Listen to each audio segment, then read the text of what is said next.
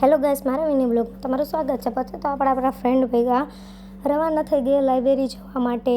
અને આ તમે મસ્ત મજાનો અમારો પુલ જોઈ શકો છો, જે બહુ મસ્ત બનાવ્યો છે.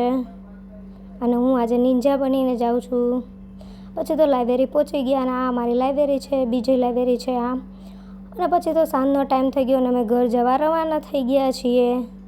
અને તમે પુલ પાછો જોઈ શકો છો અને સાંજનો વ્યૂ તમે જોઈ શકો છો. ત્યાં તો અમે ઘરે આવી ગયા.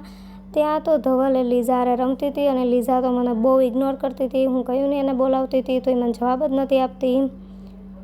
અને પછી તો લીઝાને મૂકી દીધી છૂટી. લીઝા બે સામું જોયા રાખે. પછી તો ઘરે આવીને મારો લુક જોઈ શકો છો તમે. પછી આ બે ભૂખડે એકલા ખા કરે છે, એ ચાકુ લઈને.